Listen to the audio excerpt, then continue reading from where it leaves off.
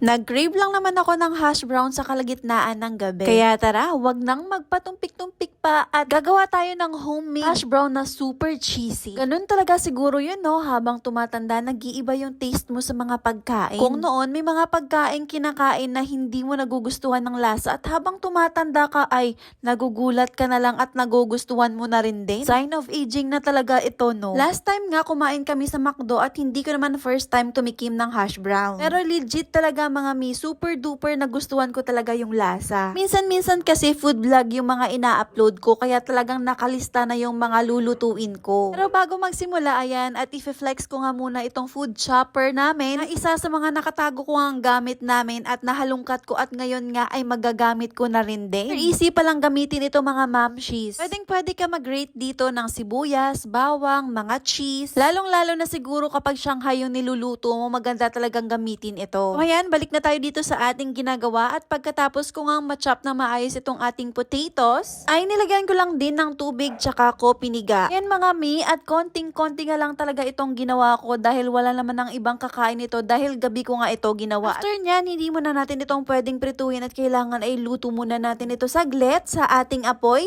at gumamit nga po ako dito ng non-stick na pan. So wala po tayong ibang gagamitin dito kundi maglagay lang tayo ng konting asin na pampalasa. Antayin lang natin maluto within 15 minutes sa low heat lang po. Medyo makapal-kapal nga ang pagkakahiwa nito sa ating patatas kaya inantay ko talaga ang 15 minutes at saka ako nagdagdag ng 3 kutsarang cornstarch. O paunti-unti po magiging ganyan ang kanyang kalalabasan dahil naglagay tayo ng cornstarch at unti-unti na po siyang mamumuo. Tanggalin po natin sa kawali at lagay po natin sa ating lalagyanan at doon po natin imomold kung anong shape ang gusto natin para sa ating hash brown. Since wala po akong molder dito, wala din po akong baking sheet o di kaya rolling pin, ay gumamit nga lang po ako ng plato na huggy square. Gamit ang aking spatula ay pinitpit ko lang ito ng mabuti para dumikit dun sa aming plato na kung saan makaka-form po siya ng square at hinati ko lang po sa 4 na bahagya. Mas masarap talaga ito kapag may kasamang cheese kaya ayan, naglagay na rin po ako ng cheese. O di ba bongga, may pa-cheese pa ang mamshies nyo? Siguraduhin ko na lang talaga na pagkatapos nito ay naku, mauubos ko yung dalawang ito. Saktong-sakto naman at diet nga ako for today's video at hindi talaga ako kumain ng rice. Within 200 degrees Celsius, isa lang na natin ito at baliktarin natin every 10 minutes. Within 20 minutes nako, luto na itong ating hash brown. Kaya tara, i-plating na natin ito at atin nang kainin. Kahit patatas lang meron ka dyan sa bahay ay kayang-kaya mo tong gawin. Kung wala ka namang air fryer o di kaya oven ay pwede mo namang i-deep fry sa mantika.